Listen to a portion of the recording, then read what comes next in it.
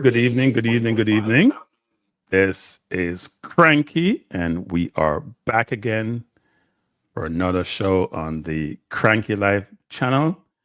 As you know, I mainly talk about sports on this channel, but I'm broadening my horizon to talk about a lot of different, what I call aspects to life, much more social commentary. So hopefully we'll have a good discussion this evening. Good evening, Trey Moon. Thanks for joining me. This should be a really, really interesting conversation. I noticed that there are a number of people with likes in the chat, but they're not arrived yet. But I'm sure they'll be coming in. But it will be an interesting conversation this evening because, as many of you know, good evening, Owen. Many of you know, on this channel, we have talked quite a bit at different points in time about the Jamaica and the diaspora, and the fact that even those who may be one or two generations down the line really have a connectivity with Jamaica. So I'm extremely pleased this evening to have with me one of those diaspora, I'm going to call it aficionado. It's going to join me. I'm going to bring him on stage. Good evening, Irwin. How are you doing? Oh, that's a very interesting name there, the aficionado portion there. I must say that I'm appreciative of that, and thanks for having me on your program, sir. Well, thanks for being here. Instead of me introducing the more traditional way, because I did read your bio extensively, but I want you to sort of be the one to sort of inform the audience who you are, what your background is, and what you basically do. So can we, first of all, how are you doing this evening? I am great to know. I'm a very happy man every time I wake up, and the opportunity to work and to do things in hopefully for the betterment of mankind is something that really thrills me. So I'm a grateful person. I'm a grateful person. So you would say you are eternal optimist. Yeah, to my detriment sometimes. Well, that can have its serious drawbacks. Okay, you don't know when to stop. Right. So today's topic is: should the Jamaica diaspora have a bigger say in local affairs? To me, Jamaica probably has. There are a few countries out there, but maybe one of the largest per capita diaspora in the world, I believe. If you think about how many Jamaicans, even if you don't talk it one or two generations down the line, the population of Jamaica is about 2.9 million. There are various estimates of number of Jamaican and Jamaican affiliated persons outside the country, which some say is probably a similar number. And maybe if it's 50%, it's still a very huge number. I think India has the largest number of expats, which is about 80 million, to a population of 1.5 million. So there's probably no comparison per se. 1.5 billion, right? Or 1.5 billion, not million, sorry, 1.5 billion. Yeah, I'm trying to give the example of 80 million versus 1.5 billion. But you couldn't have 80 million expats and 1.5 million. That would not work. So let's start off first, and we'll get into that conversation, which is, can you sort of give the audience a perspective on your background and your journey as a Jamaican in diaspora? Sure. Thanks very much for the opportunity. I'm from a district called Bamboo, Shelley Road. I was born in Shelley Road, Bamboo, in the great parish. The great parish. I don't give me no lip here, no brethren. The greatest parish, I'll go on, of St. Anne, top of the dial. Bob Marley, Marcus Garvey land. And I was born to a mother because I didn't know my father at the time for a long time. So I was getting ready to graduate from high school, which is probably a story that many of my friends can appreciate and understand.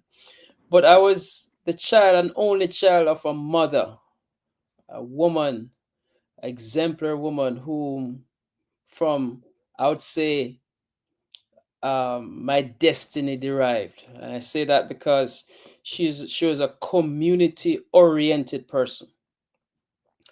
Just briefly on her, she was a trailblazer and a child in early childhood education, building the first basic school in our community, building the first library to this day and the basic school to this day in our community. In fact, one of the things I remember she last did before she came to the United States was to establish the first phone booth. Remember, you used to have phone booth? Yes. Yeah. Long time ago, we're dating ourselves. Yes. I'm privileged because imagine it's a privilege to be alive, you know. And she was involved in the political process, the organizing, 4-H club. I know a lot about Demby Show and Blue Ribbon and all them kind of stuff. Providence, her church, Jamaica Agricultural Society. She was that kind of person, and I think it is from whence I've gotten what I do know, a little bit of what I do know.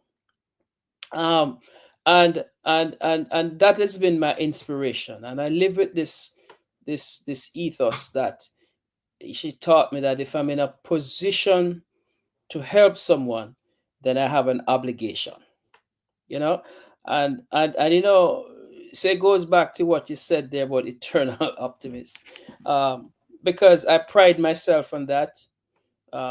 It has not always served me good, but I'm committed to community oriented stuff and doing things that helps to move a people, hopefully. And so, we went to York Castle High School in Brownstown, community college in Brownstown. And in fact, one of the things that kind of start me here is that I was one of the first in the first batch of students that in 1976 thereabouts, when they launched the National Secondary Student Councils, when Michael Manley was democratizing school board, student councils. We now have students participating at all levels of management of the school. So I was like the first kid to be elected student council president, the first kid to serve on the school board.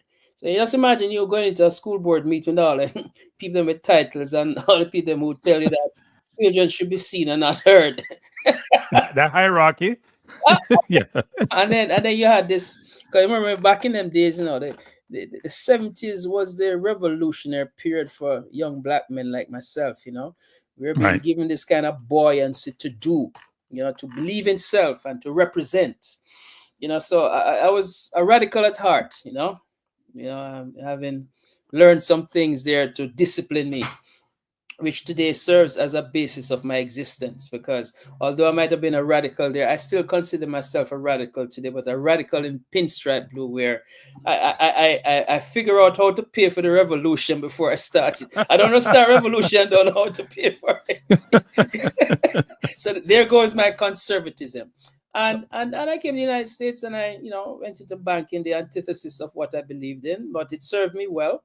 And after why is banking the antithesis of what you believe in? And because you see, you must go through chronologically, but yeah, I give you an example. Because you see, coming my period now, going through York Castle, then Brownstown Community College, where I became also the student the Guild of Presidents there. I was also a vice president of the Jamaican Union of Tertiary Students. I went to Cuba back in the World Festival of Youth and Students. Okay. I probably shouldn't say that now in these environments, huh?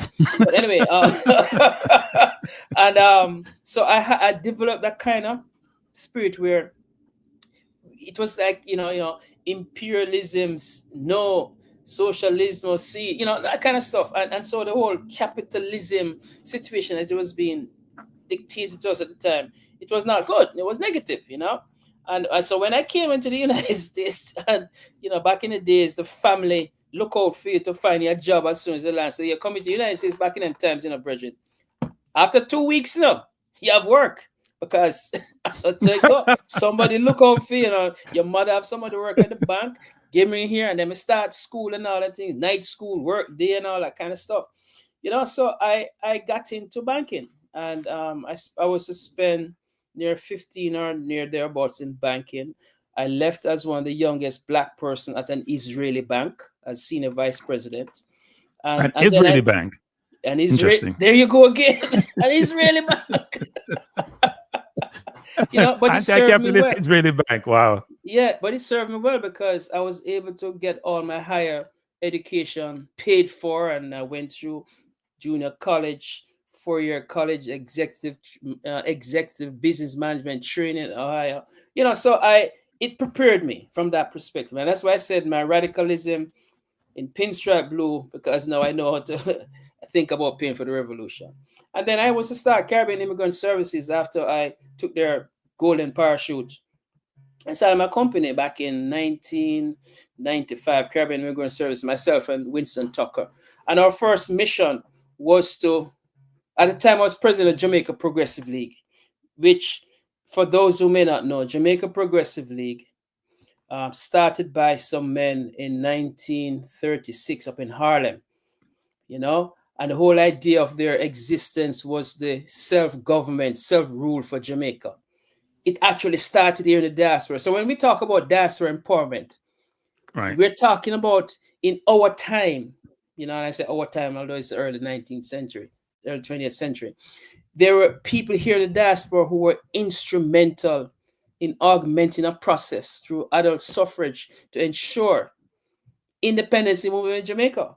You know, so it's not just our remittance of yesteryear, of today, now that makes us strong. We have always played critical roles in the Right. movement of our people in Jamaica and the nation by extension. And But so we'll come back to that during the conversation, yes, because one question would be, were we more influential then or now? But keep going. Relative. So anyway, so we, when we started Caribbean Immigrant Services now, it came out of, one may recall, and we're dating people now, so maybe if young people listen to this, they should be taking notes. I think back in the 90s, there was something that Congress had passed here called the Ship Rider Agreement. You know, if you remember the first bombing on the World Trade Center, the whole terrorism things now started to take roots. It wasn't 9/11 that caused that. It was the first bombing, right? The Ship Rider Agreement was a situation where the United States extended its borders to right there in the harbor in Kingston. And By the way, I just stepped out the building when the bomb go off, but keep going. There you go. And I was down there. I was working at East Bank Lumi at the time down there in Center Street. No, here's a drama now. So the Shipwright Agreement calls for, you know, the governments of the region. The United States was tightening its hold, you know, control. And part of it was, for example, once a plane take off from Kingston, let's say, the flight manifest is sent back to the FAA. They know who's on the flight. You know, they're monitoring the whole shebang. So that called for the congregation of Caribbean nationals here, not just Jamaicans, the consulate corps, which is made up of CARICOM consul generals, right? Yeah, and it has rotating chairmanship. At the time, I think Jamaica was a chairperson. K. Baxter Collins was a consul general at the time. And she called us in for a meeting. How are we going to deal with this thing? Because right around the same time, too, the whole contract with and on America was taking shape, which is when now green card holders was now losing some of its benefits it had. Yeah, that's when they start removing the whole aspect of a green card holder being entitled to certain social welfare, you know, situations like food stamps and all that. And it was becoming a situation of having a green card, as you know, every Jamaican at the time was always going back home. So them not have to worry about, I'm not interested in citizenship, because them going back home. Meanwhile, their children are born here, they pay more taxes here, and them dead right here, so. And they own, by the way, and they own all the houses on the block. Yes, so we were owning the houses on the block, but we were not in control of the block. Nothing can go so. You understand? Yeah. So we started out now with the idea now, what could community-based organizations do to get Caribbean nationals and Jamaicans and, you know, do some things. And we came up with this whole citizenship drives. And the whole idea of citizenship drives was to encourage Jamaican nationals and Caribbean nationals to become citizens. Winston Tucker and myself started Caribbean Immigrant Services, aligning ourselves with community-based organizations, giving them the kind of support. And we launched these citizenship drives across New York and across the Northeast to encourage folks to become citizens, but not only encourage them, because once you know, you give somebody something, you're going to take the paper and carry it home and put it on them fridge top or on them whatever top, nothing happens. So we were now creating a space, bringing young people in as volunteers to help people to fill out their citizenship forms. All right. And once they come to one of our situation, we had person there filling out the forms, taking their fingerprints, putting it together, puts it in the mail. All for a small fee. And I would venture to say, Grumpy, that we would have impacted upwards of 200,000 Caribbean nationals to Wow. become citizens of the United States. It resulted in the Una Clarks of the world being elected. It resulted in Yvette Clarke being elected congresswoman. Many more Jamaicans and Caribbean nationals are now being elected to elective office. And we're doing this from Boston all the way down to Florida, encouraging organizations to do the same thing. And at the same token, getting our people energized to recognize that when they become citizens, they can vote. But importantly, the whole deportation thing was also high on the agenda back then too. And what would be happening? Before you go further, here's a question. Yes. What was your means of getting out the word to the community? Because that's something I think we struggle with, right? What's the mechanism you utilize? Radio. And I tell you this right now. Terrestrial radio is the most effective communication mechanism within immigrant communities. We were privileged at the time to have like WLIB, people like Jeff Barnes, people like Ken Williams, people who were on platforms that provided that kind of news scenario, coupled with our newsprint. Everybody look out for the Star every weekend, or the North American Gleaner. Those were our mechanism. And then the most important of them all was articulating the message from the pulpit. Because you see, anecdotally, I believe that 65% of us, at least once per week, find ourselves in church for either a wedding, a funeral, or to worship. So it was important to get the church involved. And we worked through churches a lot to get it happening. And also on college campuses that had strong Caribbean student associations, getting them motivated. So we put together an army. To this day, the immigration services we helped to start at Medgar Evers. You see, with I forgot his name now, his wife, but she was there helping us, and I'll give you the name in a minute. We started the whole CUNY immigration process at Medgar, and then it spread through CUNY. All right. Okay. And so these were some of the things that we used back then. There was no Facebook and TikTok and whatever they have today. No, you had to hit the ground running, my friend. You had to face up with the person. We weren't on Zoom. Zoom where? You understand? Right. We weren't on these teleconferences situation. And I would tell you that, for the time, and again, like you said, everything is relative because that's what you had at your disposal. And so my intro into all the situation came through that. Then in 1994 we started Team Jamaica Bickle. As a sportsman, you understand that, because we were sending teams to the pen relays, and we know where athletes needed assistance. So we put in place a structure that would take care of the basic necessities of the athlete when they come here. They have to worry about accommodation, food, transportation, medical, chiropractic. All they have to worry about is to engage themselves, go out on the track and field, and do good. And hopefully one day they can build a mother a house. And we've been doing that now for 31 years, coupled with the community outreach. So that has been my story. And I, ups and downs, challenges in one's personal life, but I love it. So if you take a step back, because you're significantly involved with the Jamaican community, both here, I assume, and back home. Yes, the Caribbean community. Yes, Caribbean community, not just Jamaican community, Caribbean community. Mm-hmm.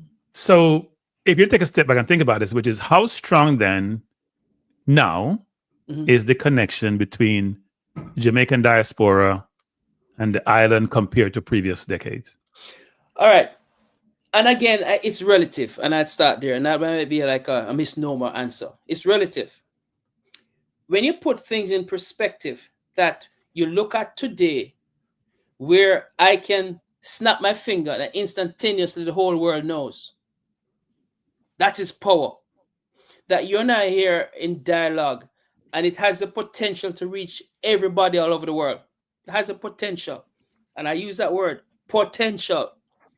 But we all know that potential energy is useless energy if it's not engaged. Right. You see? So with that being said, we have not maximized the opportunities we have here to further engender us to move aggressively forward. Especially when you look back at the era I just mentioned. Back then, we had more Jamaicans in elective office. Back then, we had more Jamaican organizations doing things. It doesn't mean that what we have now are not effective. I'm just telling you that these are the kind of support organizations. Back then, you had more social interactive organizations. It's not a fault of just Jamaica or the Caribbean. The system also today don't necessarily accommodate such, because funding and the whole idea of other alternative measures have made some of those situations not as productive in this particular time as they were back then.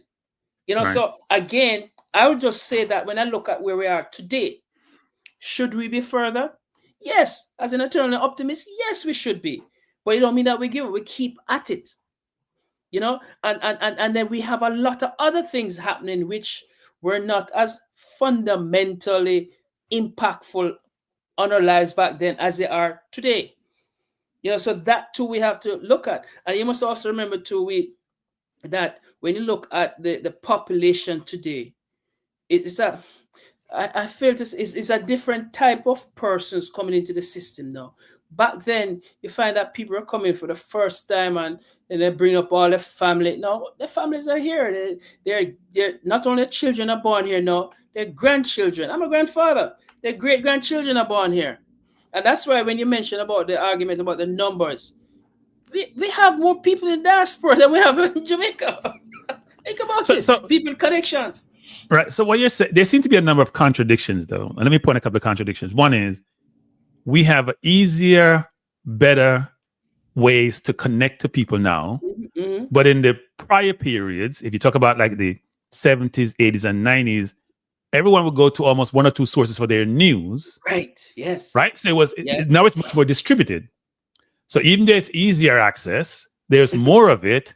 There's really less for the individual, because the question is, who do you go to for that news when you had one central location? There you go.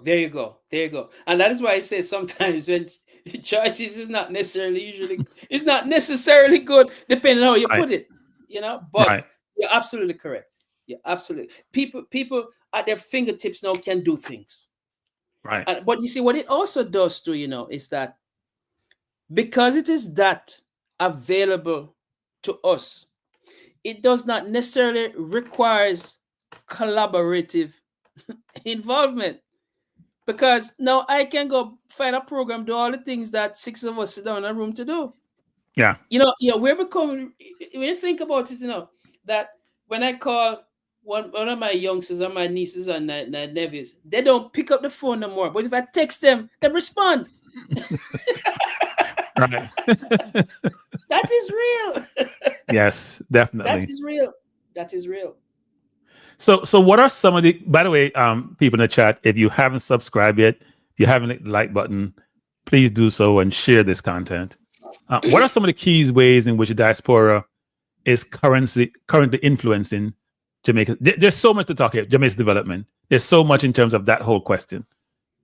Well, our remittances, as you know, keeps the country buoyant. I mean, former Minister of Finance, Dr. Clark, I remember in one of his budget presentations coming out of COVID, he praised the diaspora overwhelmingly, that it was for the diaspora that helped them through the whole COVID. And he used that. It's not to say that hasn't helped me in other ways. Significantly, Jamaica's national net reserves is as a result of all. I don't want to go there yet. We have a whole section now. I don't want to go there. I don't want to touch remittances yet. We'll come to the remittance fees. We're gonna park this for the second. We're gonna come to the whole investment and all that. We're gonna come to that. Let me go to this though. What challenges do the diaspora members face when trying to engage with local Jamaican affairs? This is it now. And I just touch a little bit of that. They like our money. They welcome our money. But don't come down there and tell them what to do. You can stay there. You can turn away there. Send the money. I'm serious. We had a minister, and I won't call names, basically tell a group here that wanted to do some things in law enforcement. Said, tell you what, no man, you can come and run a few seminars and all that. But no matter, send the money, man. That's it, brother. Come. Send the money. Yeah. Yeah. In Jamaican parlance. And it's amazing that if you think about it, we are the most patriotic persons, Can nobody fly a flag like we and wear colors like we, even more so in the diaspora than at home. Yes. You understand me? Yeah, I can tell if a Jamaican team coming up here to play, we not cheer for Messi, we cheer for the Jamaican team. We like Messi, but we won't be cheer. You get my drift? Up here, but down there is a little bit different. But anyway, we see Messi the other day and see what happened. Yes. So yeah, those are some of and it's kind of, there's almost, I wouldn't say it's envy. There's almost like people are kind of upset at the same time happy. Upset that we left and came here. But I'm happy when we send the money and we do all that kind of stuff. But on the other side, on a did runway. You hear that stereo? Right. Did runway. So one of the things, should have. But the same token, here's $100. Yeah, man, you're good. We run up to help you. But they look at it. They look at it when they view that from a convenient perspective. Because if they were to take a referendum now in Jamaica that calls for Jamaicans overseas to partake in a particular aspect in Jamaica's life, it would never pass. That's my opinion. Okay. It would never pass. So here's what's interesting. So when I think about certain countries, New Zealand, India, Mexico, even the US, in a number of those countries, you can vote even though you don't live in the country if you're a citizen. Right? Mexico, both national and local elections you can vote in. We have a mechanism in place for that, Wouldn't the diaspora be pushing to enable that to occur in Jamaica?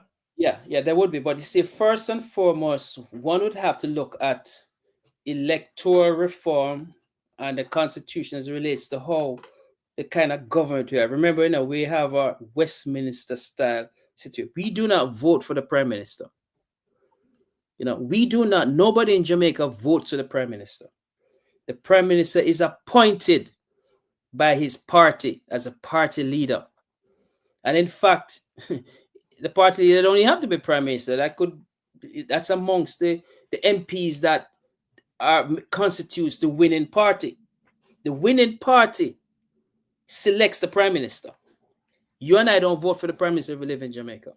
So with that being said, the question would be, you live in New York, what constituency you're voting in?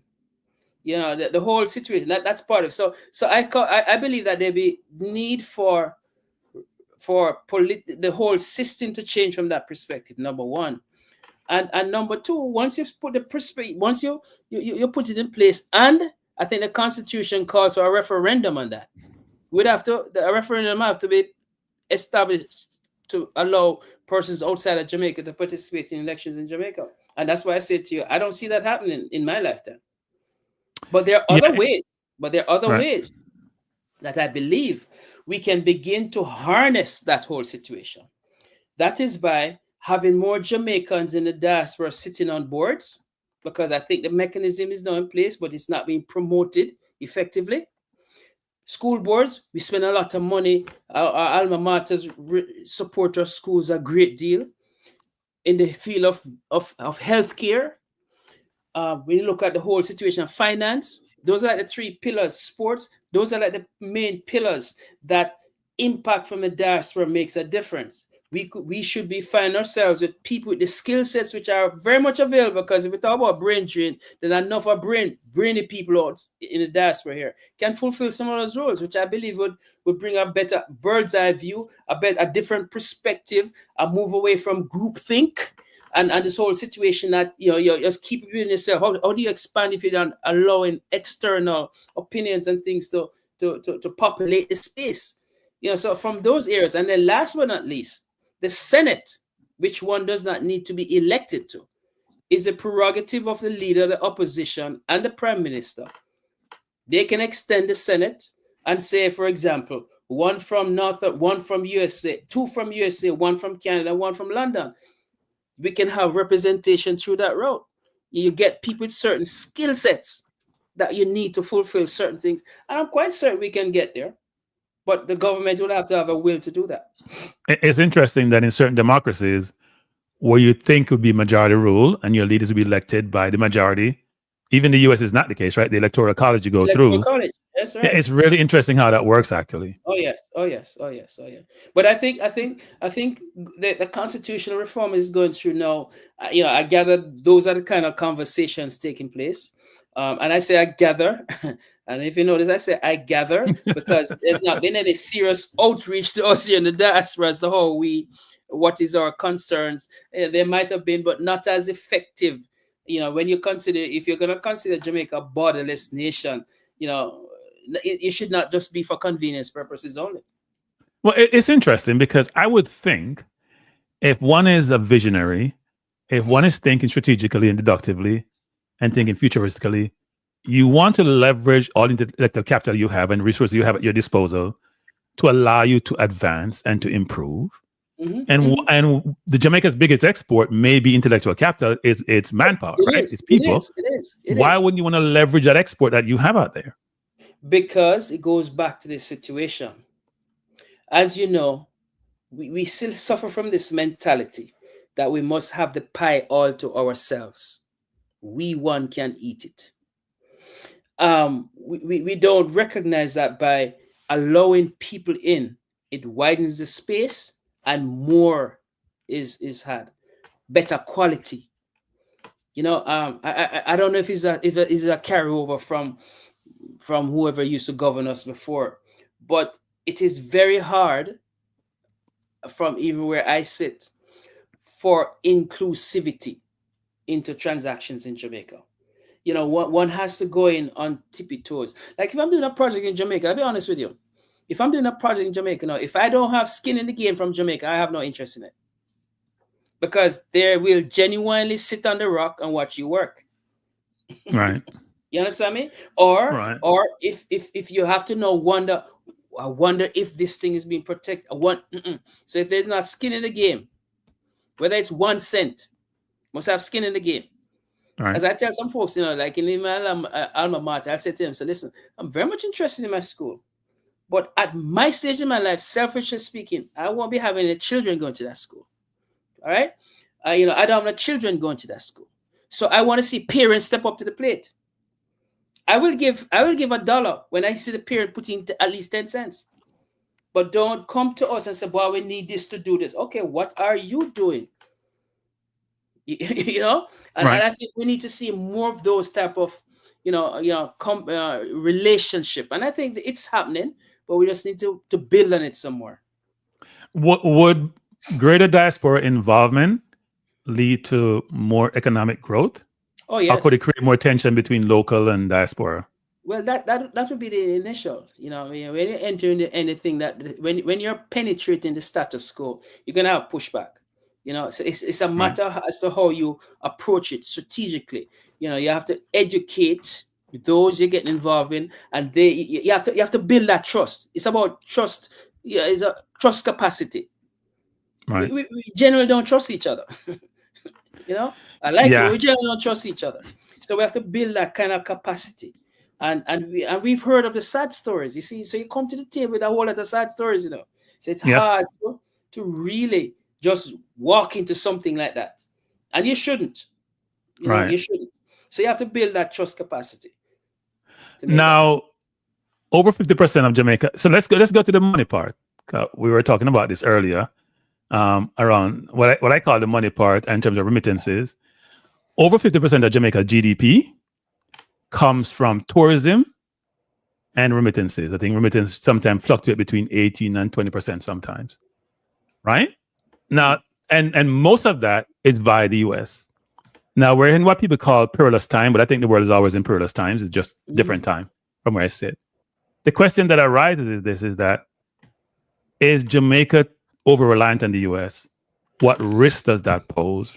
Does Jamaica need to diversify its revenue streams? And what would that look like? Diversification is always very important. But then you have to have what it takes to diversify. When you look at one of the industries that we have failed to capitalize on, and yet it is the envy of so many, is our intellectual capacities, our cultural and intellectual skill sets, our creatives, or music, or culture, or food. And yet still we have not found a way to move ourselves from boutique presentation to more add value presentation that builds out the industry. I start there because I believe one of Jamaica's greatest assets is its people. We're not going to have enough industries like other major companies to do all the things. We're not, I don't believe in this oil. Well, I shouldn't say I don't believe. I don't know if we're going to have enough oil to pass Guyana. All right. All right. But we have something, and something about us. Right. That makes the world revolves around us. Come on, guys. We punch continuously above our weight category. I must say this. I think we're probably per capita the most popular country in the world. Yeah. God damn it, man, for real. Yeah. You understand me? Is this such a per capita popularity? Yes, you're right. Bob Marley, man, Marcus Garvey, reggae music, the food, Usain Bolt. I mean, you can go down the line. You can go down the line, and we continue to generate that, but somehow it has not materialized in the upliftment of our people. And I've seen nations do more with less. I give a case in point. I remember back in the day, I do from time to time I do some stuff in tourism, in media, and we were on a farm trip to what's that country there? Oh gosh, it's losing. But all the trees bend one way. All right, it's in the Caribbean, Aruba. All right, and we hear about this natural bridge. I see a whole lot of things right up about it. Promotional stuff, and people. It's part of the whole marketing, the natural bridge. So of course, I'm interested in the natural bridge. So I joined this. We're in a bus, and there's 15 buses ahead of us, tour buses ahead of us to go to the natural bridge. All right, and another 15 buses behind us. And we got to the space, and you see they have all the shops that is selling gifts and all that, t-shirts and everything you can think of. It's like a supermarket. So now it's time to go to the natural bridge. All right. I don't know how to put this so that your listeners and those who are on this. Hear this now. You know about limestone?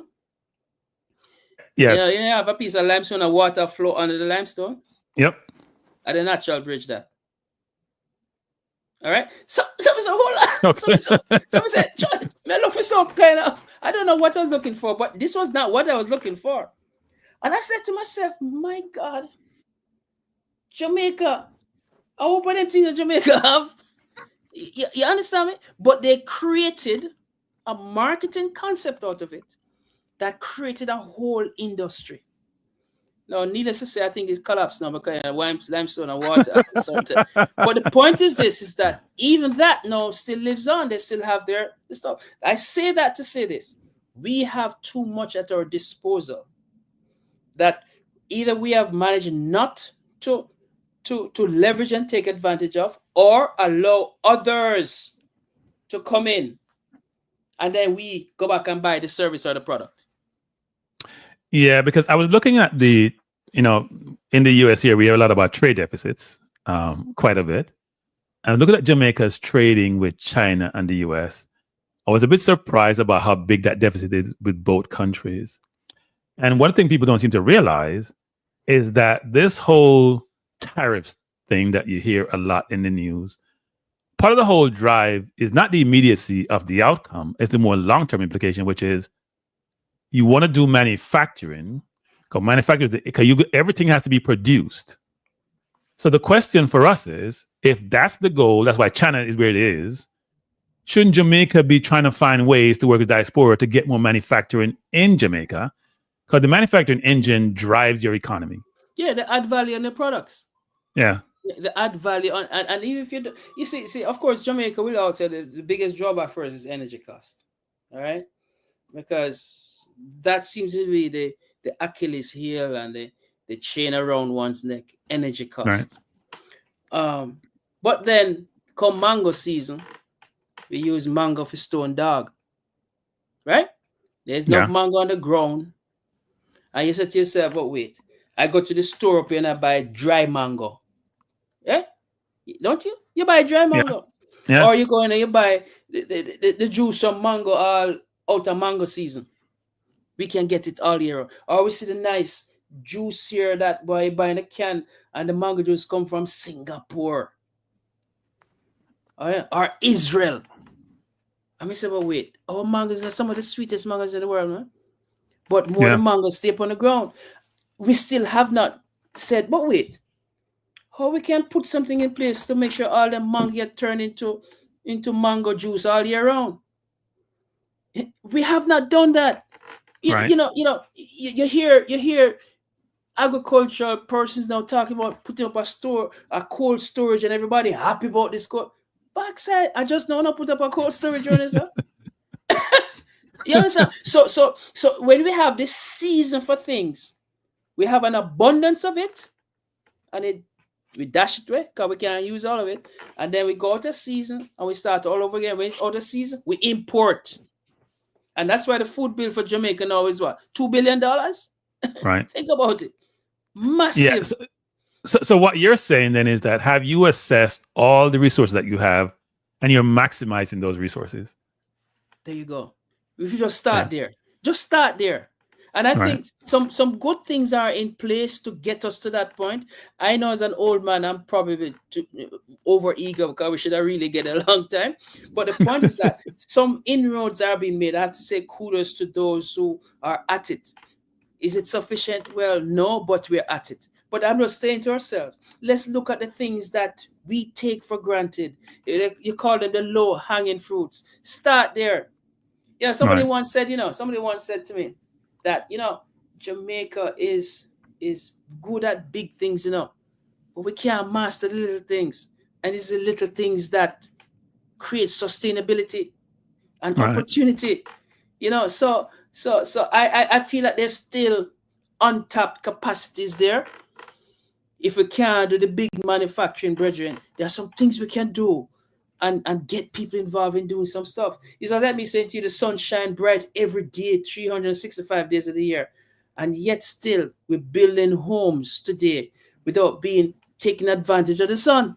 And then turn around and say the fuel price high.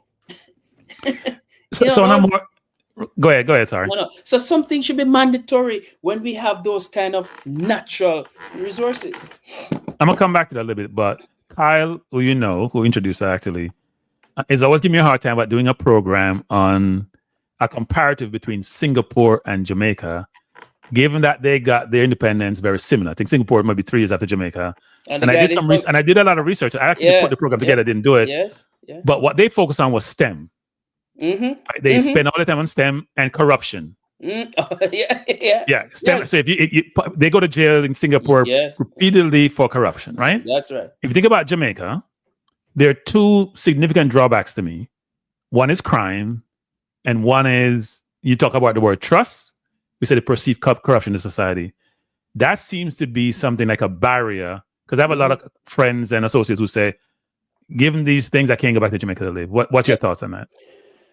Yeah, I hear that too, and that's a sad commentary, and it really has created a great loss for Jamaica on some of what we now call the intellectual remit.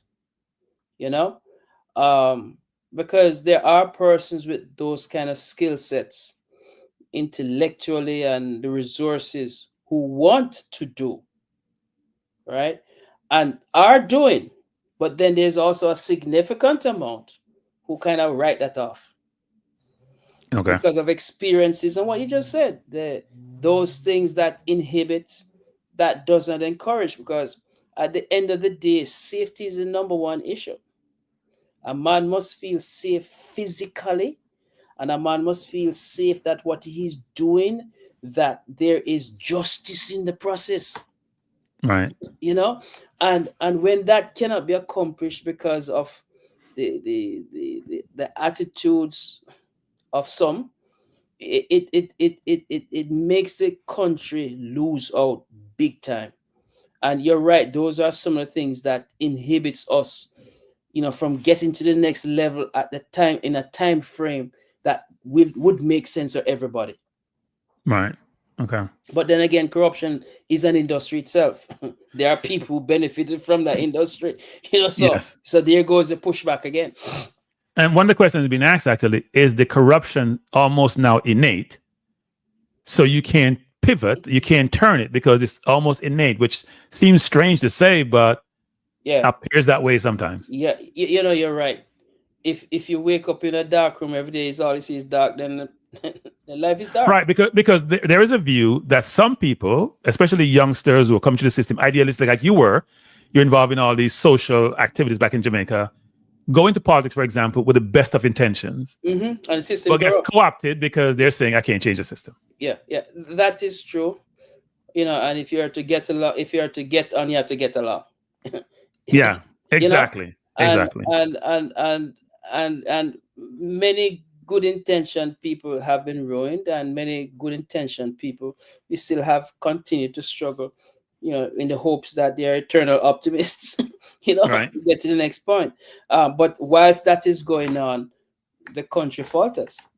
I Yeah. just read an article today where Barbados, and I don't know if I get it all right, the Exim Bank out of Africa, they're setting up a mega hub, $150 million set up in Barbados. And I said, wow. And I see the article, and I said, boy, Barbados, US dollars? US dollars. Okay. All right. And some African, below that, the African relationship. Mia Motley has been very active in Africa. Right. And I said, boy, so I read the article, I see other names, and Jamaica is missing. Back in the day, nothing big like that take place in the Caribbean. Jamaica be part of it. So I don't know if we have a different approach. I just use that as an example. And I say kudos to Barbados. Barbados have a population of 260,000 people, if you include all the animals. And notice that we love Barbados. It fits into Portmore. Right. And look what they are doing. Well, it seems to be they have a person who is a true leader, right? And if you have someone at the top of the house who is very visionary and can get buy-in and is focused, you can get things done. Yeah, and I say kudos to her.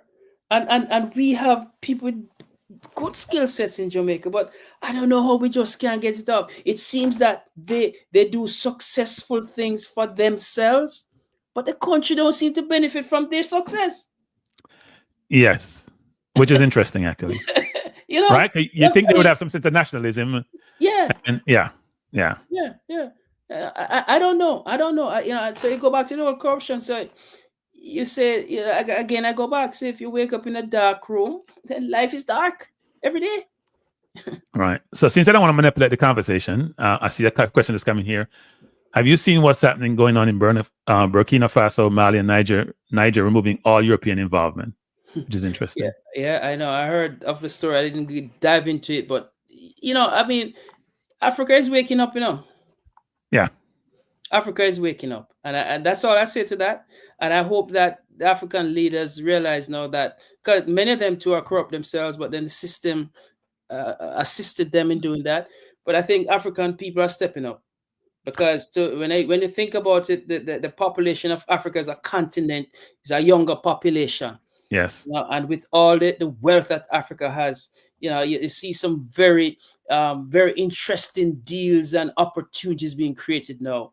And because the G7, as you know it, only controls 25% of GDP. BRICS control 35%.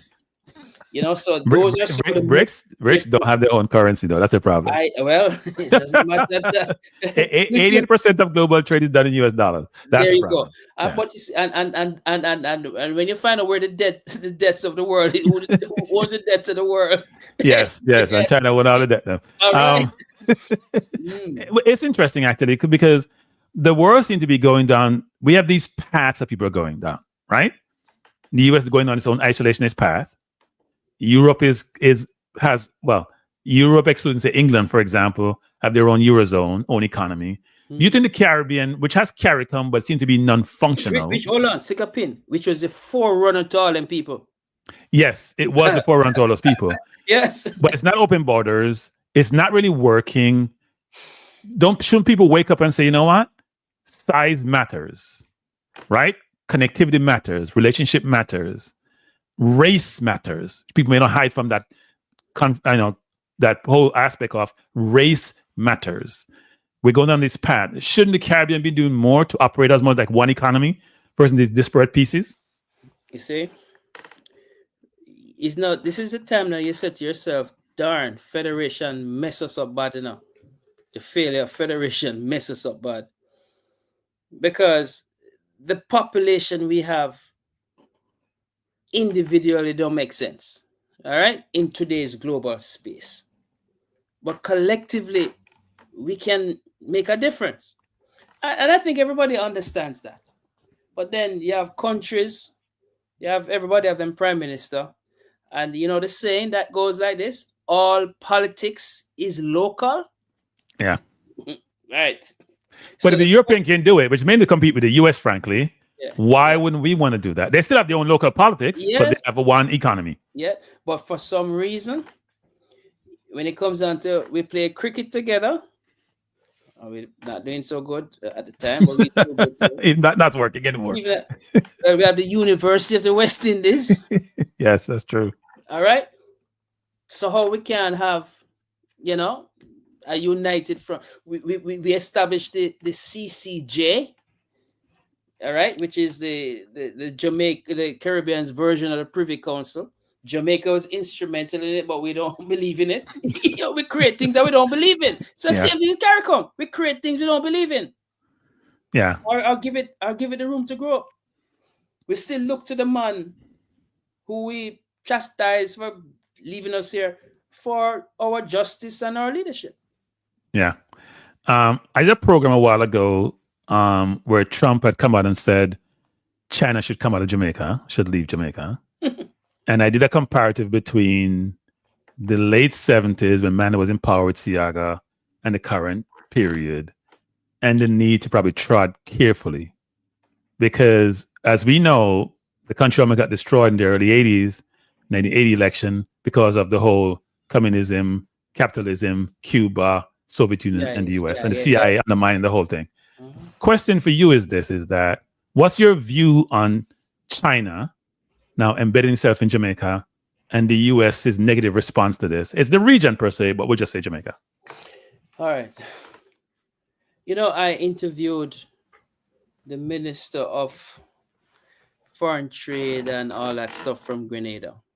And he spoke about a country's sovereign rights, regardless of their size. But then I remember something else. I think it was there was a heads of government meeting where Clinton came to the Caribbean in Barbados, all right? And I think it was around the shipwright agreement time too. And we're talking about sovereignty. And we were in a room with some US officials. At the time, there was a meeting where the US, in a secured environment. Oh yeah, PJ Patterson was the chairman of CARICOM at the time. And he came in with his security. And security have them weapon. And the US people were telling them they can't come in with their weapon. Meanwhile, the US people have their weapon. All right. In Barbados. All right. So an argument pursued. Well, at the time, PJ Patterson got it straight. He's chairman. And that worked out. But here the conversation that came out about. it was a difficult conversation to convince our friends from the United States that although Barbados has a population of 250,000 persons, it's a sovereign nation. And I remember one of the guy's explicit comment was, how many traffic lights do you have down here? To imply you don't even have 2 traffic lights and you want to have this. That's how they view. Right. You understand me? So the question now, we go back to this China stuff. A country is in need of whatever is required to do what it needs to do. The Caribbean region has always been a significant bank on which the United States, Canada especially, withdraws from, or intellectual capacities, with little or no investment. Right? Because if that was taking place, would China be playing such a critical role in the Caribbean region? When you look at what the Americans and those other people gave us, was IMF and World Bank, and what has really done for production and our stability, our stability and our economic prowess. So here comes China. We need roads. We need bridges. America and England are not doing it. You have government, successive governments who have to deliver to its people. And this is where so you make deals, and sometimes deals you're making unholy alliances. So here's the question, though. Go back to my earlier point. If 50% of your GDP comes from 2 sources, maybe 40% comes from the US, right? Even though it's of your own volition, you send remittances, but they could cut it off. They can do anything they want to do. That concentration risk that you have there then is a problem. It is. If you're going to go outside the lines and do business and act as sovereign as you say you want to act. Yeah. So how do you manage that situation whereby I want to be able to have my own volition, do business that's going to help me grow as a country? At the same time, I think about this master here who says, you do what I tell you. Well, we can use an example that we have right now. When Secretary of State Rubio says that, hey, all your countries that are benefited from Cuba forced labor, they call it, in the medical field, prepare yourself for whatever. And you see, Ralph Gonzalez said, you can take my visa. All right, and it may be cavalier. All right. Mia Motley said, I really don't need a visa for the United States. Jamaica hasn't said anything yet. Jamaica said we may need to pivot to the Jamaica is economically realistic. Yeah, from that perspective. But that also comes back to bite you in the butt at some point too. All right. And those are temporary solutions. Pavilions and Nigeria and elsewhere. No, this is where we spoke about CARICOM. This is where you come together as a bloc. Yes. You sit down at the table and negotiate. You start talking, because you see, you have to now step up to the plate.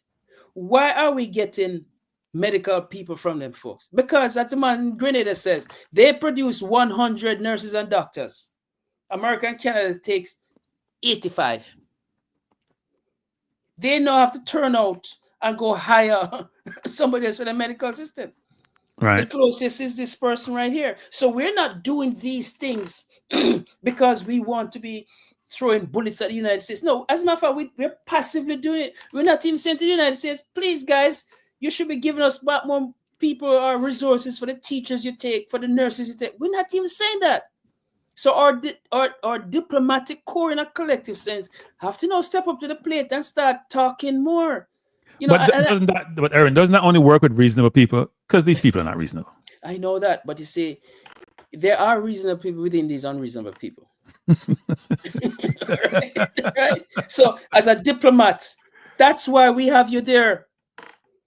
You understand me? These are the times when diplomacy is of critical importance. And that's why, and I'm not taking a snipe at what the decision the Prime Minister made recently, but I believe that when at this stage of Jamaica's diplomatic headwind coming down the pike, we need to have persons in place who knows the lay of the land.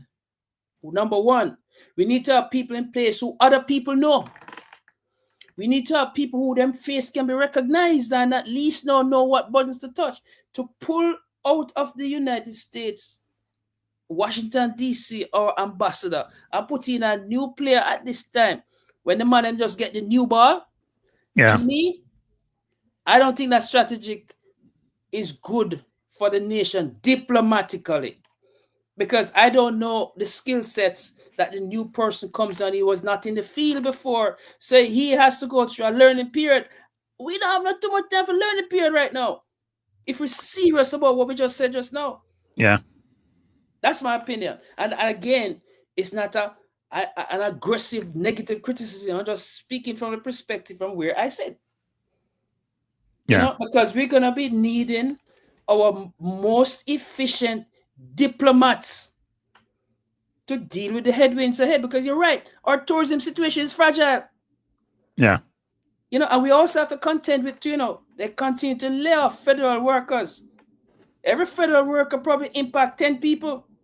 People watching that to say, but wait, do I have the discretionary income to take a trip? Yeah, because people don't know that the federal government, including, for example, at the post office, hire a disproportionate number of blacks as compared to the larger population. Yeah. A lot of Jamaicans going to be in those numbers. Yeah. And in Caribbean people. The IRS, near 70% of the people in there are black people. Let's not forget that. Yeah. And then you look at the white population that goes on, or the Caucasian population that goes on trips. Many of them are bargain tourist people. Their jobs, many of them are challenged right now. They're looking at the economy. So we have another headwind coming from that side as well. So yes, we put a lot of our eggs in that basket on the whole tourism piece. And I think that, it may be these are the kind of situations that pinch and say, well, boy, we really have to do something now, because I think most of the time, most of our actions come from the necessary reaction that brings based on what is prevailing. Yeah, and that's my concern, Irwin, about reactive management versus proactive management. Right? All these things have to be anticipated, contingencies put in place, diversification occurs to allow you to know that when the winds go against you, you have a way and means of pivoting, or you have alternatives. If you don't, as you're alluding to, which is if the economy in the US get tougher and tougher, and a recession is being predicted by a number of economists, then people are going to cut back on those discretionary spend that they have, which then means tourism may get hit quite a bit. So remittances. Yes. But one of the things you find, it's interesting to note that there's more resilience in the remittance market than tourism. Yes. And that again comes back to the power, the strength, the wherewithal, the patriotism of Jamaicans in the diaspora. Because you think of it, what we went through COVID, and we were still at the plate. Right. Yes. You understand me? Yes. We were still at the plate. So nobody should ever question the diaspora's commitment to Jamaica. Well, people do. It's unfortunate. Yeah, people do from disrespects. They'll tell you, because if I say to some, I called into a radio program once in Jamaica, because it was about sports and about quota system in terms of diaspora involvement again in the team. And I said, well, as you had said earlier, you embrace remittances, we don't embrace us. And the view was twofold. One was, well, you're sending money back for your family, and that's your obligation, right? And then we on the island have to make decisions of our own volition. My problem with that is, first of all, if you send money back, all of us send money back, it's in the economy, so the country benefits, not just your immediate family benefits. And people can't seem to understand that, actually. Yeah, because more money is in circulation. Of course. The system can get the dollars at a cheaper rate. Right. And that's where I go back to where the NIR. There's a reason why the NIR is such a high level. Because you realize today when you go to Jamaica, if you deposit US currency in your dollar account down there over $500, you have to pay a surcharge. Because, you do? Yes, sir. Because there's too much US currency in circulation. And yes, also to the whole banking regulations. And I think Jamaica is still on the grayish kind of list. So there's not enough correspondent banks to handle the inflows, or in this case, the outflows of US dollars. So banks have in their inventory lots of US currency. So, Okay. for maintenance and to manage it, they put a surcharge. You pay to deposit. Right. Jamaica, when you deposit cash. You understand? Now I know we're supposed to have an hour. How much more time you have left? We can talk some more, man. Okay. So if you could go back to this whole being involved in local affairs, if you could make one significant change, because when I think about diaspora, I think about India, which Yeah. create hubs like a Silicon Valley based Yeah. on its diaspora, right? Yeah. I think about Israel, where you're a citizen if you're Jewish, Yes. period. All over the world. Period. Yeah. Right? Why can't we leverage from all these different countries their best practices and incorporate that into how we operate as a people? Back in 2002, when Jamaica initiated its diaspora program, the whole idea was just that. I think it was Delano Franklin, PJ Patterson's during that time. Some gains have been made, but over the last several years, diaspora strategic engagement has fallen off precipitously. There only seem to be any kind of interest when there's a diaspora conference, and then you say to yourself, what is this conference about? You pay to go to a conference to go tell people how to do certain things, whilst they bring in speakers from all over the world and they wine and dine them, but we go down as the lackeys, and they're the ones who want to hear from us and want things from us. Yeah, so that whole dynamic just don't work. Outside of that, I dare say, ask those who are in positions as diaspora advisors or whatever, what their role is. I don't think it's even taken seriously.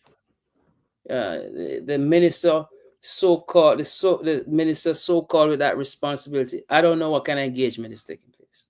So that aspect of it is not working. But what continues to work is for those organizations, through their own volition, puts together healthcare missions, the alumni associations who fundraise for the respective alma maters. They continue, I use those two pillars, they continue to be significant contributors to Jamaica. And many times without the necessary facilitation by the infrastructure, in this case government, although they have the systems there, but their stuff puts an overlay, a bureaucratic overlay that sometimes inhibits even more things that can be done. Right. And some will also tell in the system too that many times there is big of a red carpet, if there's any, for others outside of the country, from our foreign friends. As our foreign friends are welcome with open arms, and we are welcome with some kind of distrust. What am I going to do it now? Meanwhile, the value of what we bring in far supersedes those other entities. Yes. Because when 11 doctors can leave them trade and carry everything they need to go down to do operation and provide prescription and all that kind of stuff, that is significant. You understand me? Yes. So I believe that if you use that as the genesis, as the epicenter, and build out on that, it's just like we're saying a system. One of the entities that I give credit to in Jamaica is the Jamaica Tourist Board. And why do I do that? Why do I say that? Because they have managed to act as a quasi-governmental entity and project, plan, strategize, and make Jamaica one of those significant brands. Collectively with private sector and governmental participation. It's the same type of concept, I believe, that should be put in place for the diaspora, that would then seek to harness even more in remittance, even more in intellectual remittance, and even more in the whole investments into Jamaica. Right. A mixture of people in the diaspora with the seminal expertise and skill sets, coupled with those in Jamaica, and put in place a budget, because they're spending what? They're spending significant millions of dollars to bring in the $2 or $3 billion that come in with tourism. To harness $4 billion in the diaspora without any kind of infrastructure. Just imagine now, you have a system like that is fully budgeted to go after the diaspora, to harness the diaspora, remittance, all that, everything. All them people bringing in stuff, do all of that. Can you imagine how much more we'd be further? But we're not willing to make that investment. And everybody from a Jamaican perspective, look at the diaspora. They are not willing to put up no money, but they want residuals. They can't go so. So we will always be, not maximizing on our opportunities. We have to make the investment, man. You can't set up a ministry of diaspora with a ministry of state. I not have no budget, even have no infrastructure. What can't go so? So how do we change the dynamics here? Because I can see this sitting there like that, and just no movement. We have a problem. We have an opportunity on our side. We have an opportunity. Remember, we go back to how organizations used to function in the past without all the technology and all that stuff now. And yes. You ask a question whether or not back then. You come right back to that point. You and I and the necessary leaders and influencers have to be willing to work together.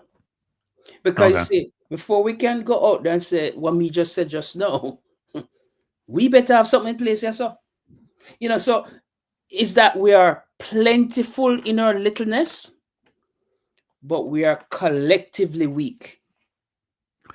Right. And I think people, this can happen, and I don't want to be generalized here, but I think when some people get here, they get so involved in their communities here that the connection with Jamaica is probably not there, right? But there are others who are extremely connected. The question is, there may be different degrees. Some people may be highly connected, some may be the medium, and some people may be very, very low. How do you harness that holistic body, as you're saying, that collective, to let everyone feel part of the solution and be one part of this collective? So with leadership, leadership. And, back in the day, I look for the John Waynes to write in or the Joshua's to write in. Them people don't go write in no more, and them don't exist no more. Is leadership in a different format, which I don't know if we have truly appreciated it or comfortable with it. And who knows? Maybe AI will lead us. Laugh with a serious thing. No, it has a lot of it has a lot of power, actually. Yeah, because we need to find some way to work together before we can know. It's like me saying, is that going to war now? You have to feel comfortable that the man behind you now go shooting in your head. Right. I don't know if we've developed that. And the point is this. When you look at locally some of the successful institutions we have, the most successful institution we have is the churches. We come here and build magnificent structures in our brethren. And pastor, we have some very good pastors. Pastor rich no ratted, but no blows. And I don't mean just financially rich. Right. Powerful, in significant positions of leadership. Yeah. We have some of our most influential leaders in our churches. But then also the church is fragmented. Yes. So if you have it at that level, then can you imagine down yourself? It goes back to my earlier point, about leveraging what has worked well for others. I think Israel is probably the barometer, I think, of a country that leverages the diaspora, even though places like India does a good job, right? Yeah. All across spectrums, political, economic, social. Every single aspect. And you're a citizen of Israel if you're Jewish. So by default, you feel that connectivity allows you to then say, I have some connection here, if I want to utilize that connection or not. And the question is, you mentioned Africa previously, and Africa is now sort of waking up. I think the Caribbean also needs to wake up. And I think individuals in the Caribbean, the individual countries need to wake up. But the question, as we ask ourselves, actually, is how do you move the needle? Right? How do you construct something that's sustainable, that's going to work, and that allow people to feel part of this collective moving forward? You see, we have to look back at some of the industries we have. We look at the strongest nation within our midst today, economically, or I should say, they haven't gotten there, but they have all the necessities to get there. Guyana, all right. That's another story, but keep Yeah. another story, but The keep going. question will be how Guyana utilizes its wealth for the betterment of its people and by extension, the region. It's a very it's a position to be in that probably is the envy of many, but it's not something you take lightly because it can have spin-offs that go sideways. All right. Yeah, I mean, I'm a little bit familiar with. I've been doing some research on Guyana. It's an interesting construct in terms of the government, what they allow the oil companies to do, what revenues they generate, what expenses they occurred, how they substantiate those expenses. There's a lot there to sort of think about, as you're sort of alluding to, which is when you have such natural resources, with such huge, vast resources, right, of oil, and the economics to be generated from that. How do you utilize that for the betterment of your people, not just Guyana? And how do you become influential in the region to drive direction of travel? And that's where I think we be looking, because just remember Guyana was always considered the breadbasket of the region, Yeah, because of its massive landmass and its underpopulation and what it already had as natural resources. Guyana is an underpopulated country by extent of what it has now. So I go back now for the region too. So that becomes one of the bright spots, right? You go back again now that anything to be done now has to be on the collective approach. And that's why I am a acolyte of Mia Motley. Because you see, when Mia Motley speaks now as a leader, she speaks as a regional leader. Whenever she's out there internationally, yes, she's a Barbadian, but she represents our region. And of course, her mission has been on the climate change and all that situation, that as a region, we contribute the least amount to the whole carbon imprints, but we are at the bottom of the pole as to the challenges from climate change. And she's an advocate for that region. Right. And she says some things that engender people now to start paying attention, because she can talk to you and I in lingo that we understand and appreciate, especially when she start drop some Bob Marley and some Marcus Garvey. Because you need a people to be with the speech. You don't just want to be speaking in isolation. Because when she go to the UN, it's the most popular persons down there. I mean, when our leaders go down there, sometimes the only people inside the room is the people taking notes. The point here is that leadership becomes critical. And, so she is one of the bright spots there. I think that when you consider how the Caribbean has been marketed, we have a very powerful brand. Jamaica and the Caribbean, powerful brand. And when you look at the product now, tourism, which, the drive towards sustainable tourism, because that's the movement now, drive towards sustainable tourism.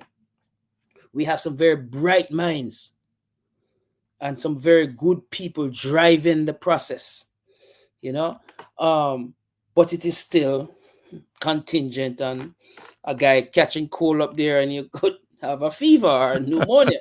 All right. But they're widening the markets, the build out of the Caribbean and the African connection. You have to go where people want you. Right. And people appreciate you.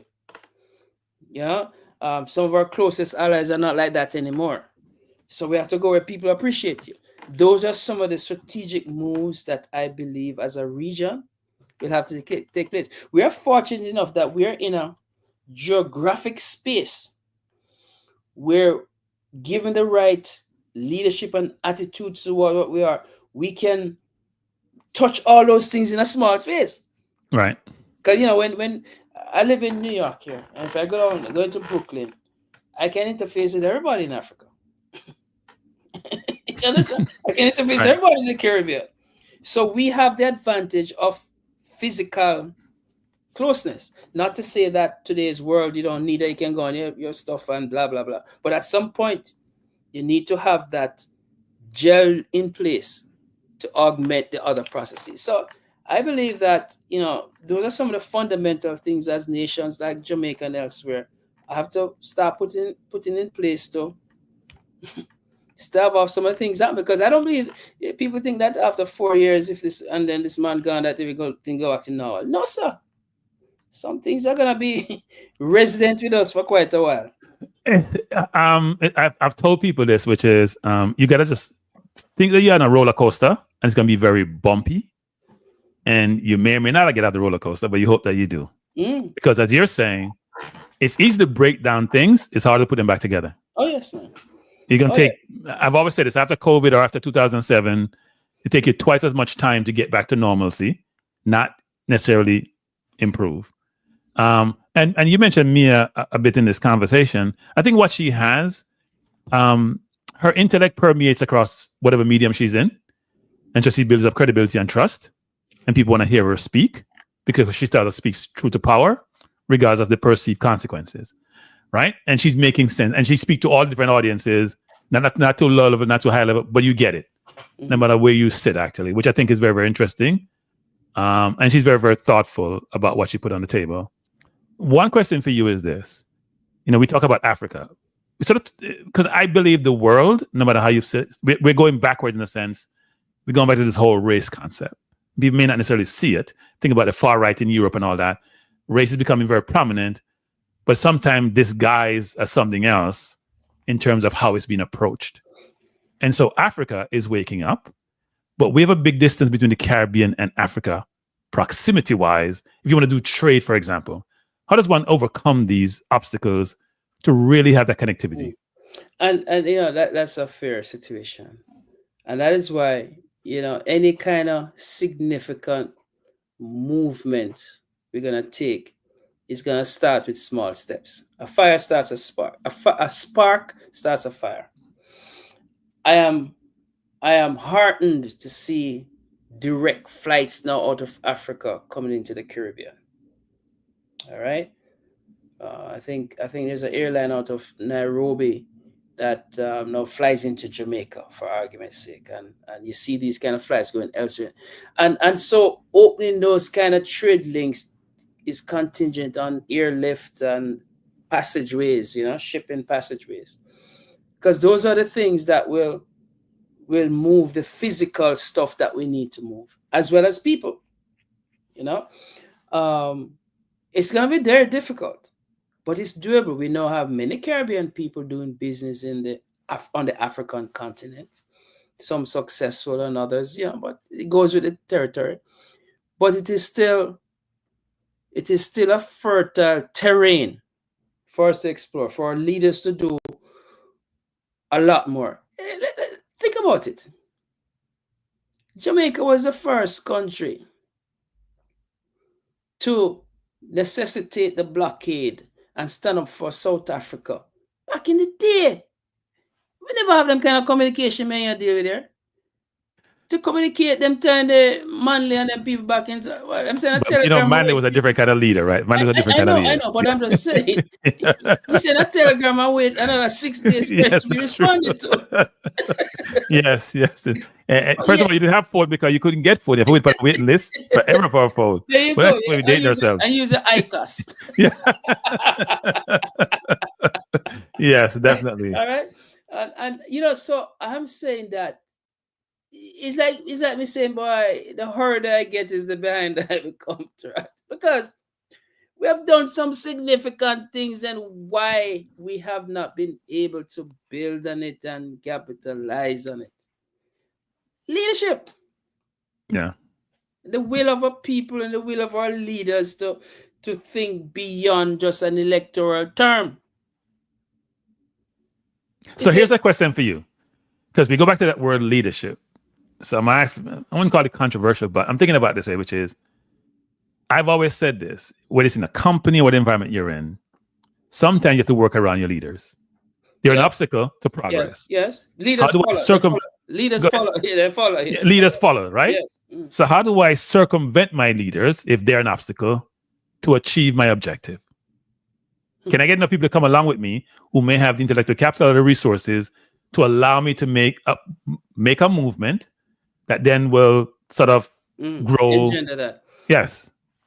The whole situation of trust, my friend. Trust. You know, I think I don't know if it's in our DNA, but it looks like that the man from Israel trust each other more than we trust ourselves. Yeah. Think about it. And maybe it's because of the history. I don't know. But when I look at my Korean brothers and sisters here and how them work and do things, and I have to imagine them have their own problems too, yeah. But there seems to be a general sense of trust. There is almost like a Korean bank among Koreans. That they will help each other set up them business. I use that as an example, by the way. Yep. Set up them business. I know them cuss and fight each other, but you can see some things tangible. They can go to when them show for them susu. It's real. It's a help build a community, not just to build a house. To build a community. But one thing they do really well, though, if you think about it, is the entrepreneurial element. That's of what them, I'm right? coming back to. Yes. Right. We do the restaurants and those things, but we don't really do a lot of different businesses. Yes. Drives, because they recognize that the true engine of success is your economic success. Yes. And even though one man can be successful for a community to be successful, they have to bring people. You know, when I know that them man are gelled together, I remember one year on Eastern Parkway, my training friend would have gone the previous year, just hot like hell. I'm saying I'll come back next year for do a thing. Same say, yeah, melon is a thing to carry up. Same go Georgia River and get 2 trillion load of melon. But you see, when you start doing kind of business, you must think certain things out. So bring up 2 trillion load of melon for Labor Day. Get hot damn people got this and that. Boy, a piece of rain start fall from Sunday night, you see? Which is the day or from Saturday, which is the day I need to distribute the melon. He couldn't even move the truck them. Needless to say, he got stuck with 2 trillion load of melon. In my consignment, I see. By my consignment, I see. And they weren't refrigerated trucks either. So Tuesday morning, now to go to Jetro where the Korean man them there to sell off the melon. So I'm going to Mr. Chin. Mr. Chin said, boss man, I give you 10. Come Mr. Chin, size up the situation now. Not in a refrigerated truck. 10 cents a pound. The man said, no boy, you was crazy. He got to Mr. Lou. At the time, Mr. Lou, you know, so Mr. Chin called Mr. Lou. Because they all them inside, you know. At 6 cents now, you know. What I'm saying here is this. You do these kind of things in your community. You have to think these things through. Make your connections within the community. Right. Because there's a matter. You could have got it so you could have gotten a better deal, but nobody wants to make the next man know him a dope and want corner the market. You know? Yeah. And that's why it results in many times the perception of us doing business is not good. So Warren is saying we will support Black businesses, but sometimes the quality and guarantees poor at times. That is true. And I tell you, I've suffered to deliver the message and suffer at the hands of my brothers and sisters who should have paint the wall properly or should have do some things properly. And you see the same guy will go into the white man apartment on 5th Avenue and do a fantastic job and clean up all when they're supposed to clean up when they're done. But he won't do that for me. And I said, come back to trust and believe in each other. And yes, but is it something deeper than that though? Or is it? It probably is. I'm just not intellectually smart. I'm just saying, is it lack of respect? Is it inferiority complex? What is it? Only issues, man. Yeah. What can listen? Our nurses and doctors are some of the best in the world. You know that. Yeah. We have some. I call them persons who go out on Long Island and take care of people, picnic and all that kind of stuff. These are some of the best ambassadors that we'll ever have. Yeah. We take care of other people's business, picking the bestest. I give a point to the extent where a man tell me say he went to when kids have them like a party and them come out and do them stuff. And him say, they and a real redneck era white people. I don't know why he must that. Anyway, when the kids and come out to perform in a brethren, I like a white youth put down some piece of wine on the stage. Me and man say, "Oh, I think his nanny's a Jamaican."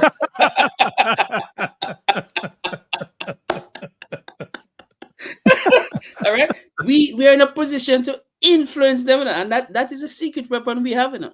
Right. We're in a position to influence them. But coming back to the whole situation, yeah, unfortunately, and we have some good. You have some good people do some good work out there, but every so often, man, we get screwed by our own people. And again, it defeats the whole trust, capacity, and faith in each other. So how do we change that? By the next generation. I don't know. But the next generation is not being taught. I've said this actually. I've said this like in Jamaica with the whole crisis. I've said maybe if we get everybody above 6 years old or 10 years old, he said, get them. I start influencing the behavior of those who can be influenced at a very young age. How are you going to influence them with one? The same technology you and I working with here. Technology might have been the biggest curse we ever had, my friend. Well, that is true. That is true. But I'm just saying, how do you? Because you mentioned something earlier about have a single mom and not know your dad until in high school, which is norm in Jamaican community. It's not aberration. It's norm. Those people who have two parents also like, no, it's not. No, it's norm. I know it's a lot of people who have the same situation. So which means either the men or the women or both have to change behavior because think about it. You're poor in a one-person household, right? Which then means you're going to start with a deficit if you're in a one-person household. And if it doesn't start off well, most times it doesn't necessarily end well. So how do we because I'm thinking about how do I change behavior, culture, mindset to get us to the right place, which can help the society at large. And then you can say you have a household with nice mother and nice father and Pickney is the one that does some things that you'd never thought of, huh? Yes, that's happened, but yeah. That is the answer to that will make somebody very famous and rich. And I say that because that has been the elusive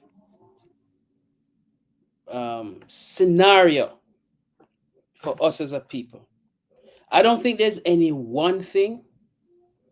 It's a whole collective. Because it's just like you hear from time to time, they say that we're producing a bunch of functional illiterates. People going through high school and don't possess the concept of survival. And I put it that way, to be kind. Right. And yet still in the same class, several others are mega stars. They come out them good like hell. Some schools you go to that school, so a bright picnic on there, or the picnic will come out there so bright. Right. And we damn well know the school down there so a challenging situation. But still there are people, bright sparks who come out of that situation too. So I say this to say that there is no one approach. It's like building a house brick by brick. There's no one approach to solve this issue. I can't sit here and say, boy, if we do this, that will happen.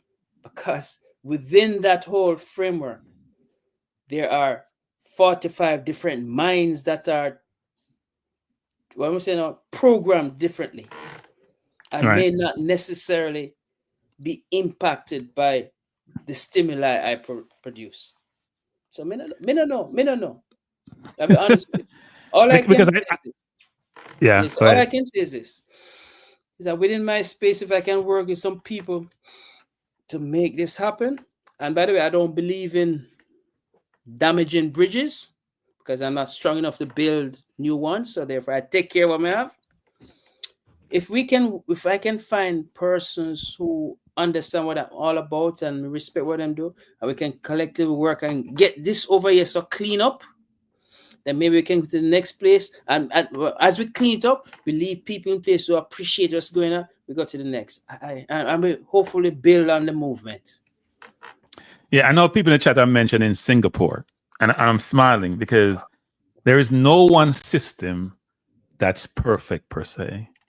So you look at El Salvador with crime that went from 6,000 to 128 per year, but what they have done to get there, right? Yes. It's sort of addressing the symptom versus the root cause. Yeah. You look at Singapore, which is, I wouldn't call it a dictatorship, frankly, authoritarian government, but they have made phenomenal progress. You look at China, which is a hybrid system, capitalism, communism, combined politically how they operate, but they have made significant progress.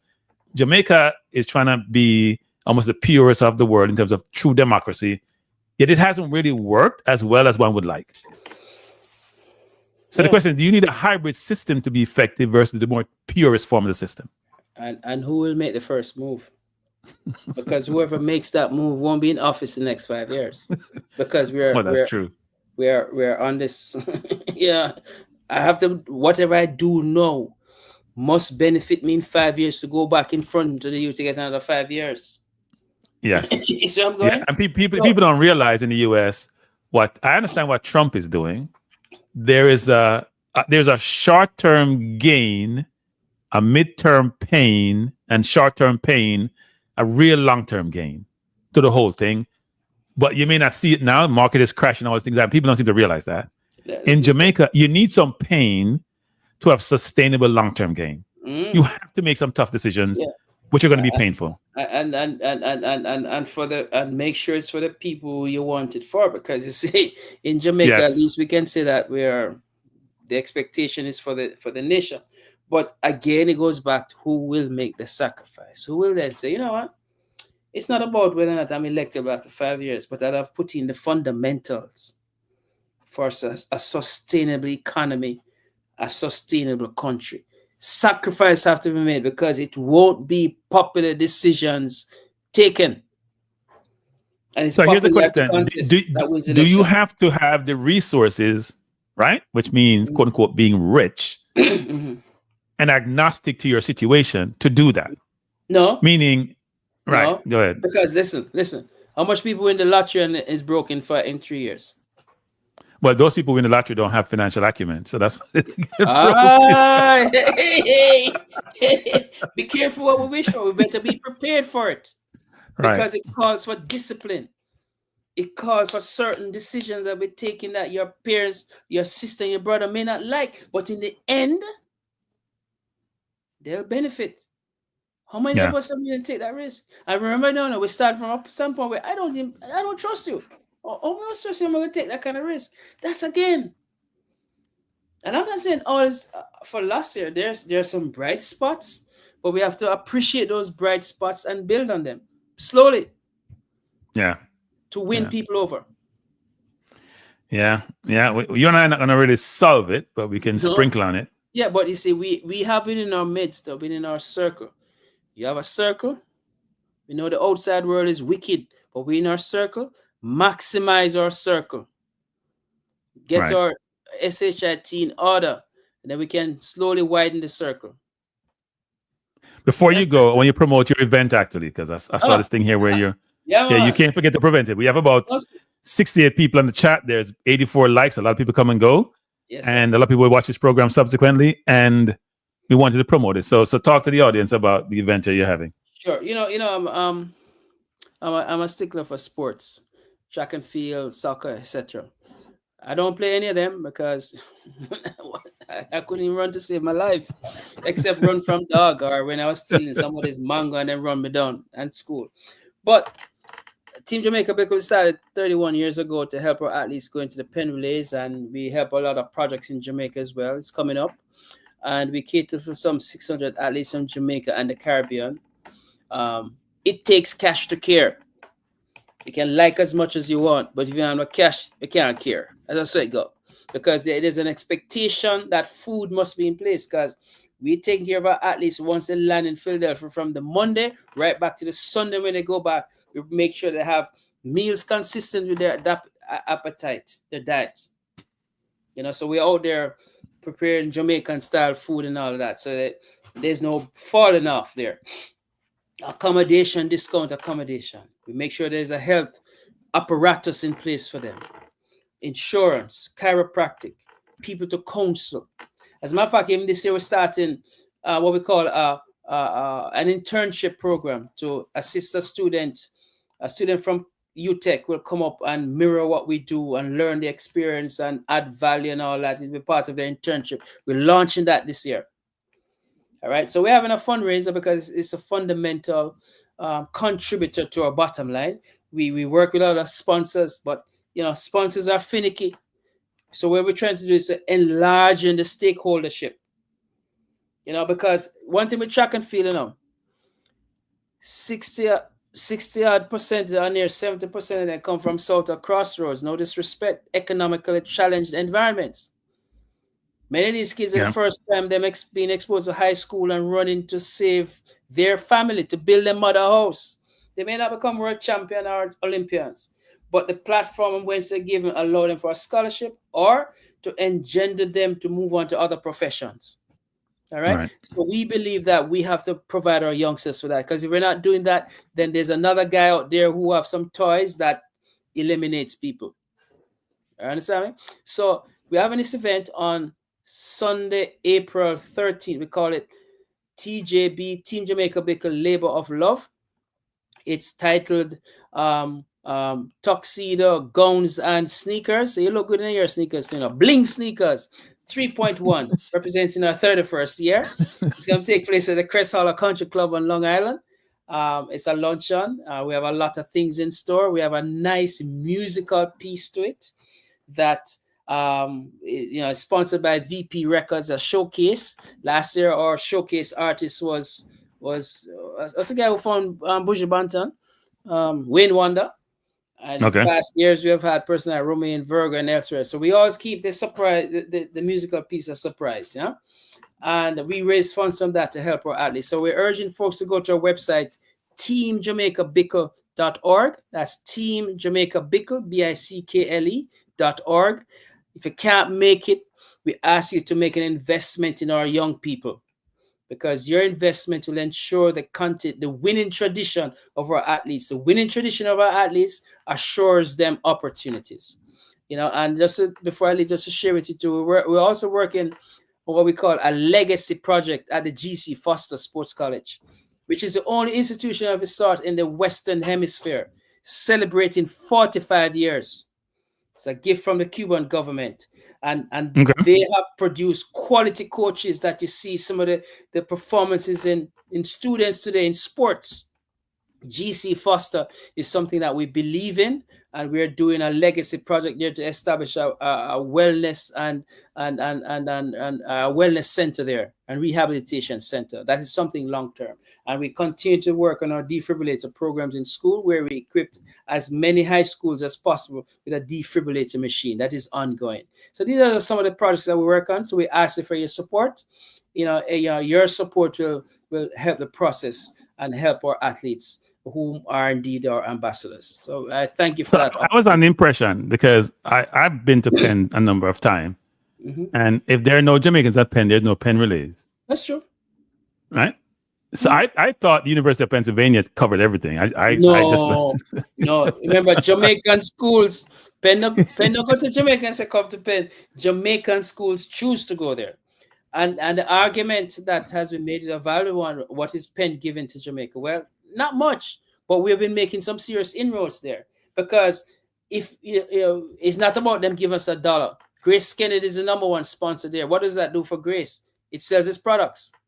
You see, It sells its products. You go inside there, Grace is prominent. When it sells its products, it hires more people.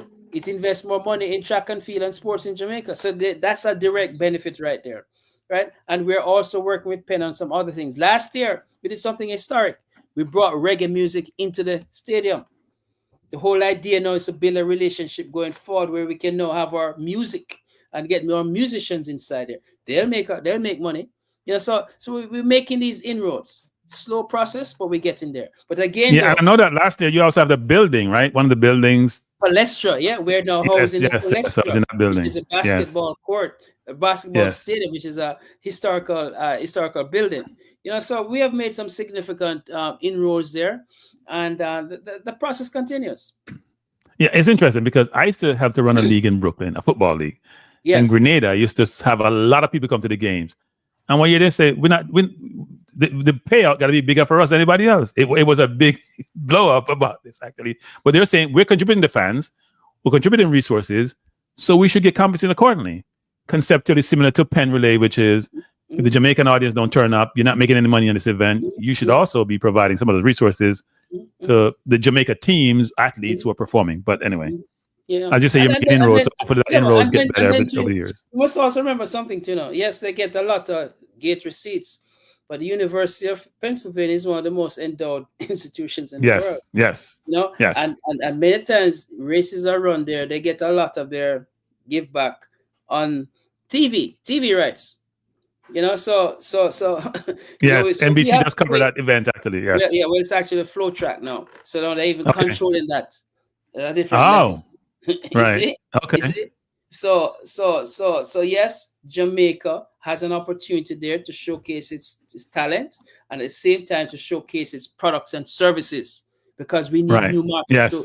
So we as a result of that, we build up relationship with the state of Pennsylvania and the city of Philadelphia. It's for Jamaican businesses with the wherewithal to step up to the plate. It's not about us going there and sell a T-shirt or buy some jerk chicken. It's beyond that.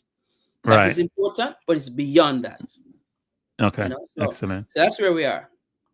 So what do you want to say to the audience, before you leave? What message do you want to leave the audience with? Well, we are proud people.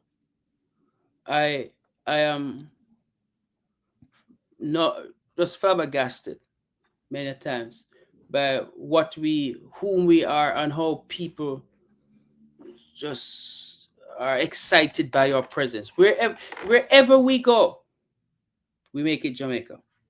That's why when Pluto Shervington said, I'm on Barney, I'm on Levia, him right, He never leave Jamaica. He physically moved to Florida, but he went there and made it Jamaica. Wherever we go. Right. Am I right? You're going to hear with music. Yes. You're going to hear with talking. You're going to smell with food. And you guys see us in our colors. Wherever we go, we make it Jamaica. Keep making it Jamaica. That's what I say. Keep making it Jamaica. Or if you're a Grenadian, keep making it Grenada. Because indeed we're a borderless nation. And, slowly but surely we're going to get it right.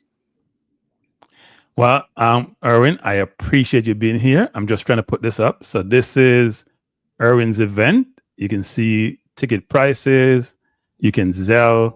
There are numbers there. It's teamjamaicabickle.org, as he mentioned. This is for a really worthy cause for those kids who come up and perform at Penn's. It's to provide an environment where they can feel comfortable, they can feel appreciated, they can feel like they're back home when they do come to this environment.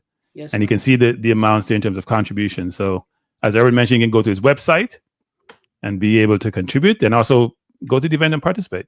Indeed. And again, I just want to take this opportunity to say thank you for the opportunity to be part of your presentation here. Keep on doing what you do, because when we collectively pull together, there's nothing that can stop us. All right. Thanks a lot, Irwine. Appreciate it. And someone says, does the young man, hey, Irwine, you can call you young, does the young man have a LinkedIn? Yeah, he's on LinkedIn. Yeah, I think, I'm out there, but boy, the techie business, I'm old school. Call me. All right, so I appreciate you. One love, my friend. All the best. Thanks a lot. Appreciate you. Bye-bye. All right, everyone. We have come to that time. Really good conversation with Irwine. Irwine does a lot. Irwine is well known. Irwine didn't even mention this, but I think Irwine used to be on one of those radio stations quite a bit. That's where I've heard Irwine first time. And by the way, Kyle Wallace is in the chat. Kyle actually, I called Kyle, I don't know Irwine. Can you give me an introduction? He did this. So Kyle, appreciate it. Good conversation. As you can see, Irwine is plugged into the Caribbean community, the New York community, and the Jamaican community. So we do appreciate individuals like Irwine who is one of those diehard diasporans.